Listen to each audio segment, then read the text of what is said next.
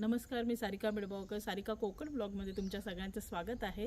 मी आत्ता आहे रत्नागिरी जिल्ह्यातील रत्नागिरी तालुक्यातील खेडशी या गावी आणि चैतन्य सृष्टी असे एक छान निसर्गरम्य अशी सृष्टी आहे खेडशी गावात। तर त्या गावात मी आत्ता आले आहे आणि त्या गावात एक व्यक्ती राहते जी रंगांच्या दुनियेत हरवलेली आहे, माशांच्या। तर त्या रंगांची दुनिया या भागात आता आपण बघूया। चला राजेश परब या दादांना भेटूया।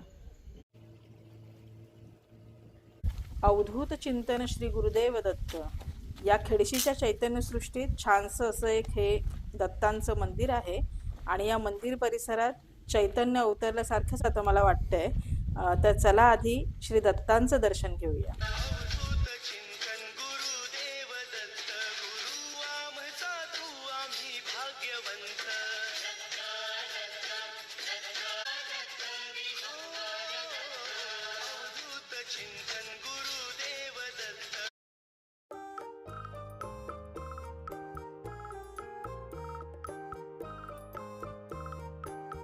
सिल्वर एंजल ये रे जवळ ये रे। इकडनं बघ, या होलातनं बघ, या होलातनं बघ एक मासा आहे। मी खाली आपलं तसे सगळे खाली आले। हे ब्लॅक एंजल आहे, जेड ब्लॅक एंजल बोलतोय आपण। आता ही एंजलची साईज बघा, नॉर्मल ही एवढी साईज होत नाही। माझ्याकडे ते नॅचरल हे मिळालं त्याला, त्याच्यामुळे ही साईज ही एवढी झालेली आहे।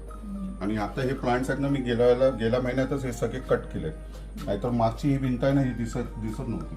एवढं पूर्ण डेन्स झालं होतं फॉरेस्ट। म्हणजे या माशाने ना पूर्ण नॅचरल हे मिळालेलं आहे। हे जे आहेत हे सगळे वेगवेगळे टायगर व्हरायटीज आहेत, टायगर फिश म्हणतो याला।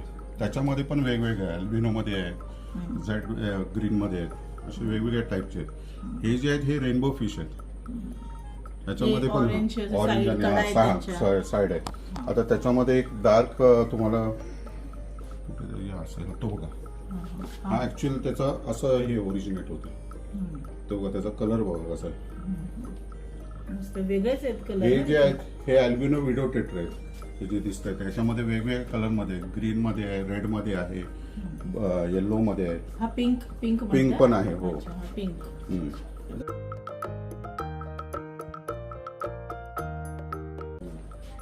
आणि ते घाण जी आहे ना ती पटापट याच्यातून सक करता येते मग।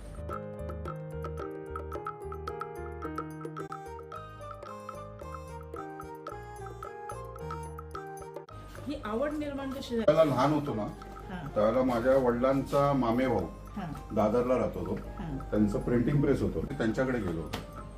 तर त्याच्याकडे तो फिश टँक बघितला त्यांनी, म्हणजे हॉबी म्हणूनच ठेवलेला। लहान असते आम्ही त्याला इकडे बोलतात ना आपण हट्ट म्हणतो ना, तर कोइन्सिडेंसली त्याच्याकडे एक स्पेअर टँक होता। तर त्यांनी स्वतः येऊन कुर्ल्याला, आम्ही त्यावेळेला कुर्ल्याला राहिलो होतो, तर कुर्ल्याला आणून त्यांनी तो टँक बिन सेट करून दिला। त्यावेळेला आम्हाला त्यांनी फायटर, ब्ल्यू फायटर म्हणून आहे तो दिला, त्याच्याबरोबर किसिंग गुरामी होता। हळूहळू मग आम्ही दुकानात जाऊन मग एंजल फिश म्हणा किंवा इतर काय टायगर फिश म्हणा असे मग आम्ही आणायला सुरुवात केली। त्यानंतर मग झालं का ती जी एंजल फिश आम्ही आणलं होतं त्याच्यामधली एक पेअर सेट झाली। आम्हाला त्यातलं काहीच एबीसीडी माहित नाही, म्हणजे इव्हन सायफोन पण करायचो सुरुवातीला ना, अक्षरशः आम्ही रेती बाहेर काढायचो। म्हणजे त्यावेळेला आता कसं युट्यूबच्या माध्यमातून बरेच आपल्याला कुठल्याही गोष्टी आपण हे केलं, गुगल केलं की आपल्याला सगळ्या गोष्टी आपल्याला माहिती पडतात। त्यावेळेला तसा काय एवढा विषय नव्हता। तर त्यावेळेला आम्ही, म्हणजे मी स्वतः जे केलाय प्रकार आणि त्याच्यामध्ये किती नुकसान करून घेतलं ते तो एक हे समजा तुम्हाला। त्यावेळेला आम्ही अक्षरशः माती, रेती जी आहे माशात टँक मध्ये, म्हणजे महिन्यातून ती रेती काढायचो टब मध्ये। काय आम्ही प्रकार करत होतो ना पूर्ण चुकीचा होता, पण त्यावेळेला कोणी माहिती सांगितलं नसल्यामुळे आम्ही ते करत होतो, कारण ते आपल्याला स्वच्छ पाहिजे।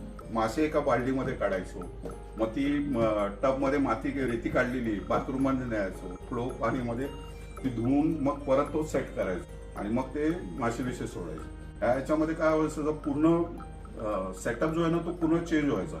त्याच्यामुळे बऱ्याच वेळेला काय व्हायचं, मासे आहे ना पाणी बदलल्यानंतर मरायचे, त्यावेळेला ते ब्लू लिक्विड यायचं ते टाकायचो, असे सगळे प्रकार करत होतो आम्ही। नंतर हळूहळू आम्हाला कळायला लागलं की आम्ही जे करतोय ते चुकीचं आहे।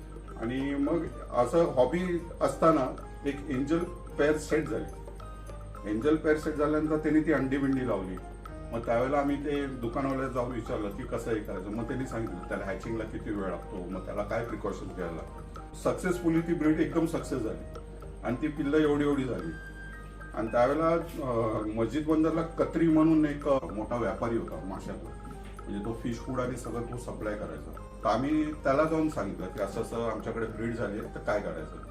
तर आम्ही लहान असल्यामुळे त्यावेळेला म्हणजे शाळेत जाणारी माणसं, आम्ही राहायला कुर्ल्याला. तिथून आम्ही काय केलं, त्यांनी बोला लेके आओ जो भी रहेगा म्हणजे लूंगा करके. आणि एवढी एवढी साईज झाली होती त्या एंजलची, नाही म्हटलं ते 150-200 पीसेस होते म्हणजे पर पीस असं. तर ते आम्ही आपल्या बॅगेमध्ये ट्रान्सपरंट ट्युबिंग ज्याला आपण म्हणतो त्याच्यामध्ये आम्ही ते पॅक केलं आणि ते पॅक करून आम्ही घेऊन गेलो. त्याप्रमाणे आम्ही ती ट्युबिंग आहे ना पूर्ण वर पण पाणी भरलं. ओके. आणि ती रबर बँडनी पॅक करून मी आणि भाऊ आम्ही जाऊन तिकडे ते नेलं. कुर्ल्यापासून मस्जिद बंदरचा जो प्रवास होता त्या प्रवासामध्ये सगळे मासे उलटे झालेले. म्हणजे ज्यावेळेला आम्ही तिथे गेलो ना त्यावेळेला म्हणजे गर्दीचा वेळ टाळून म्हणून आम्ही उशिरा गेलो होतो. तर तिथे आम्ही रात्री 9-9:30ला गेलो. तर गेलो नंतर आम्ही काय उडून बिकडून बघितलं नाही मध्ये ट्रेनमध्ये, आम्ही तसेच नेलं. आणि तिथे ज्यावेळेला त्याच्याकडे गेलो त्यावेळेला त्यांनी ते उघडून बघितलं, तर बघतो तर सगळा पूर्ण असा खाली तळाला सगळी ती मासे झालेली. अक्षरशः आम्ही दोघे रडायला लागलो हे झाल्यानंतर, म्हणजे आपल्याकडे पण नाही सर्व झाले आणि इकडे हे सगळं नुकसान. तर त्यावेळेला त्या माणसाने, म्हणजे आम्ही लहान असल्यामुळे त्यांनी सांगितलं, बच्चा तुम लोग रोना नहीं, जितना पीस आहे ना यू विल नॉट बिलीव्ह. त्यावेळेला त्यांनी मासे, मेलेले मासे मोजले त्यांनी आणि त्याचे पर पीस जो हिशोब द्यायला पाहिजे ना तो हिशोब दिला. तो एन्करेजमेंट होती त्याची. आणि त्या एन्करेजमेंटमुळे आम्ही आजपर्यंत टिकून आहोत. म्हणजे आम्ही हॉबी म्हणूनच अजूनही करतो, आम्ही बिझनेस म्हणून नाही केलं. पण त्या माणसाला क्रेडिट जातं. हा जो सेटअप होता तो सगळं माझा तिथे ठाण्याला होता. आता इथे एवढं सगळं होतं तर नॅचरल सराउंडिंग मिळालं, नॅचरल वॉटर मिळालं, तर त्या दृष्टिकोनातून तो सगळा ठाण्याचा सेटअप मी इकडे शिफ्ट केला. आता कारण मासे आता काय साथ देतात आपल्याला, ब्रीड होते. जसं मी पोलर पॅरेट आणि दाखवलं. पण आवड फार महत्वाची आहे ना. आवड ही महत्वाची. म्हणजे हा टँक माझा डिस्प्ले टँक म्हणून आहे, तिथून मग ते एक एक टँक सुरुवात झाली. आता याच्यामध्ये गोल्डफिश आहे, ते खाली आहेत ते.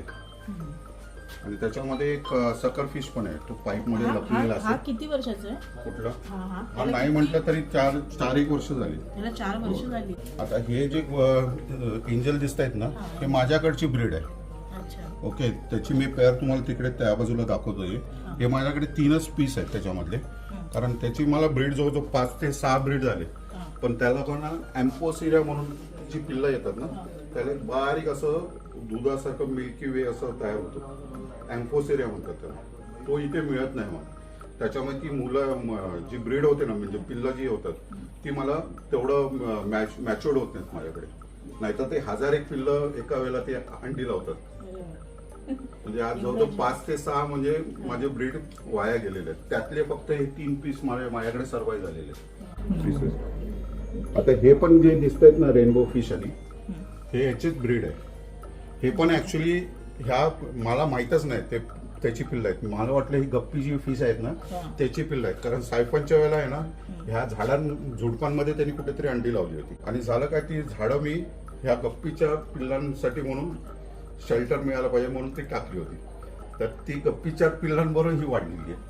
ही जवळजवळ 11 पिल्लं मिळालीत मला. म्हणजे मला कल्पनाच नाही की त्यांनी त्या गुच्छामध्ये ती अंडी सोडलेली होती. आता याच्यामध्ये जी सायटनिंग करतो ना ती काय करतो, आता इथे बघा ही रेती मी सगळीकडे पसरवली नाहीये, त्याच्यामुळे ही घाण आहे नाही पुढच्या बाजूला असते. तर ती फक्त पाईपाने सक करून घ्यायची तेवढी. म्हणजे साधारणपणे एवढं पाणी कमी होते. म्हणजे 1/4 आपण म्हणू शकतो. 1/4 फक्त पाणी आपण कमी करतो. म्हणजे फक्त ती घाण उचलली गेली तो विषय संपला. आणि जेवढं शिळं पाणी त्यांना मिळेल ना तेवढं चांगलं आहे. आणि हे स्पंज फिल्टर वापरलेत आपण. हे जे दिसत आहेत ना ब्लॅक मध्ये स्पंज फिल्टर आहे. सगळ्या टाक्यांमध्ये स्पंज फिल्टरच आहे. रेग्युलर सँड आहे. आणि अजूनपर्यंत त्याला मी असं ते मासे वाढण्यासाठी त्याचं लिक्विड हे काही यूज केलं नाही. ते नॅचरल आहे. कारण इकडे कसं आहे, आपल्या इकडे जे विहिरीचं पाणी आहे ना ते पण ओरिजिनल पाणी. फूड त्याला टेट्राबाइट्स म्हणून येते. माशांना पण ज्यावेळेला घालतो, ऍक्च्युली लाईव्ह फूड केव्हाही चांगलं, पण त्याच्यामध्ये रोग लागण्याची पण शक्यता, डिसीज लागण्याची शक्यता जास्त असते. त्याच्यामध्ये तो क्रॉस येत नाही. आणि इकडे जे आहे ना ही जी पेअर आहे ना त्याच्यामध्ये जो मेल आहे ना तो आंधळा आहे एका डोळ्याने. बाय बर्थ तो आंधळा आहे. आता याच्यामध्ये जर बघितलं तर मागच्या बाजूला बघा तरी तुम्हाला जर ते हे दिसतंय तिकडे डॉट अंडी आहेत ती. आता तुम्ही जवळ गेलात तर लगेच ते अग्रेसिव्ह येतील बघा. मोजता पण येणार नाही तितके मासे या फिश टँक मध्ये आहे. आता हे जे इकडे हे जे सगळे ब्रीड दिसत आहेत ना, ही ब्रीड आणि ही ब्रीड, हे सगळे पोलर पॅरेट आहेत. आता त्याच्यामधली पेअर इथे आहे, एक मेल ह्याच्यात आहे आणि फिमेल त्याच्यामध्ये आहे. कारण त्याच्यामध्ये त्यांनी आतमध्ये आहेत ना पिल्लं अंडी घातली आहेत, तर ती हॅच करण्यासाठी म्हणून त्यांना वेगळं काढलंय. कारण नाहीतर मेल खायला सुरुवात करतो. अच्छा, अंडी खातात हा, मेल खातो, फिमेल नाही करत. नाहीतर मग काय करतो, मग मेल खायला लागतो ना, म्हणून फिमेल मग अटॅक करून मारून टाकतो. त्याच्यामुळे तो मेल बाजूला ठेवलाय सध्या. ही पिल्लं पण त्याच्यातलीच आहे. ह्याच्यामध्ये मी पेअर सेट करण्यासाठी मोठी ज्यातली मी सॅग्रिगेट करून ठेवतो याच्यामध्ये. हे पेअर सेट झाल्यानंतर मग ब्रीडिंगसाठी बघू हळूहळू कसं होते. आता ह्याच्यामध्ये 2 ब्रीड वेगवेगळ्या टाईपचे आहेत. ह्याच्यामध्ये ही एक ब्रीड आहे आणि त्याच्यानंतर एक ब्रीड त्याच्यात आहे. एकदम छोटी हा. सगळे. आता ह्याच्यामध्ये त्या पोलर पॅरेटचीच ब्रीड आहे. ह्याच्यामध्ये हे बघा बारीक पिल्लं आहेत. एकदम बारीक पिल्लं. ही आता लेटेस्ट ब्रीड आहे. हॉबी म्हणून आणले होते, त्याच्यानंतर ते मोठे झाल्यानंतर मग काही पेअर सेट झाले. पेअर सेट झाल्यानंतर चला हळूहळू मग ते टँक वाढवायला सुरुवात केली. एका टँक वरून आता हे एवढं सगळं किती आहेत तरी साधारण किती मासे असते आता? हा, हे सगळे सगळे total. पोलर पॅरेटची जवळ नाही म्हटलं तरी 1,500-2,000 मासे हे. बारीक पिल्लावर जी दिसते ना हा, हा. ती. बाकी एंजल पेअर जी आहे ना ती पेअर एक आहे. त्याच्यामध्ये पोलर पॅरेटची एक पेअर आहे. त्याच्यानंतर हा पॅरेट आणि ह्याचा क्रॉस ब्रीड आहे. हा जो सिंगल पीस दिसतोय ना, हा पण माझ्याकडे ब्रीड झालेला आहे. तो एकच पीस झाला होता म्हणून तो एक सिंगल आहे.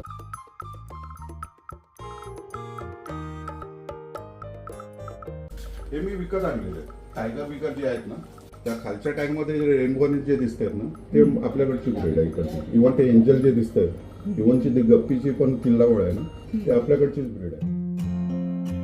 ग्रीन लोटस म्हणतात त्याला. ते लोटस टाईप त्याचं ते हे असल्यामुळे ग्रीन लोटस म्हणतो. ते पाण्यावर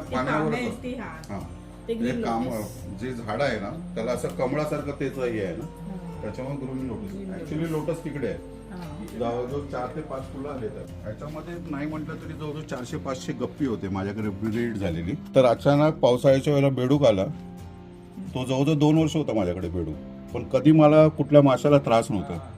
या वर्षी त्यांनी आतमध्ये उडी मारली आणि सगळ्या फस्त गेले. ही काळी मिरी चढवण्यासाठी म्हणून ही झाडं लावली. ही काळी मिरी. हो, काळी मिरी लावले. कुंदाची फुलं बघा, हे कुंदाची फुलं अतिशय मस्त नाजूक आणि किती पाकळ्या आहेत? 4, 5, 6, 7 पाकळ्या आहेत. ही काकड्याची फुलं. हे बघा इथे जवळजवळ माझ्याकडे आता नाही म्हटले 500-600 केळी मी घेतलेत. म्हणजे एका गडाला 111 केळी लागतात. म्हणजे हे दिसत आहेत ना, ह्या याला सगळ्याला घड लागलेलं आहे. हे सगळे नंतर कापायला लागतं. केळ्यांचा घड झाकून ठेवलेला आहे, नाहीतर वानर गायब करतील म्हणून मस्त त्यांनी काळजी घेतलेली आहे त्याची. पुदिना आहे, हा कढीपत्ता आहे, पुदिना आहे. पुदिना. यावर्षी हे लागले हापूस आहे ना, हापूस. रत्नागिरी हापूस. कल्टार नसलेला. तो त्याला हे कल्टार नाही. नसलेला महत्वाचं. हा, ते नॅचरल. त्याला काही केलेलं नाही. मी म्हणत होतो त्याला औषध बिषध मारूया, ते गावातले माणसं म्हणाले नको, ओरिजिनलच घेऊया. सुपारी. काजूचं लावलं. किती गुंठ्यामध्ये बसवलंय? हे 2 गुंठ्यामध्ये. 2 गुंठ्यामध्ये. गुंठ्यामध्ये. म्हणजे मासे पण आणि फुलझाड, सगळं 2 फळझाड सगळं 2 गुंठ्यात आणि घर पण. हा, आपला सफेद जाम. सफेद जाम. सफेद जाम एप्रिल मे मध्ये येतात ना हो. फळं सगळी? कुठले नाही, हे आताच त्याचं चालू होईल शिडी. हो का? हे घरट. ते गट त्या दिवशी मुंबईला गेलो होतो ना, त्यावेळेला घेऊन आलो. मैना म्हणतात ना काळ्या, हा, ते जास्त आहेत आपल्याकडे. चिमण्या नाही मिळणार. बर्ड साठी ते फीडिंग साठी पण आणलं होतं. त्याच्यात एकाच्यात पाणी घालतो, एकाच्यात ते खाणं जे आहे ते घालतो. म्हणजे कसं आता पण आता उन्हाळा ते आला की पक्ष्यांपेक्षा स्क्विरल आहेत ना, खारुताई, खारुताई. त्यांचाच उद्योग चालू असतो. आणि हे कसले आहे? हे आपलं पानपुटी म्हणतो ना ते आहे. तरी औषधी आहे. घरातलं हे मत्स्यालय बघताना 2-3 तास कसे गेले हे कळले पण नाहीत. निघता निघता दादांचं गाव कळलं, ते म्हणजे देवगड तालुक्यातलं हिंदळे गाव. आणि हिंदळे गाव हे आमच्या मिडगावच्या बाजूलाच आहे. तर माझा हा व्हिडिओ तुम्हाला आवडला असेल तर नक्की सबस्क्राईब करा, लाईक करा, शेअर करा आणि पुन्हा भेटू अशाच एका नव्या वळणावर. तोपर्यंत बाय बाय.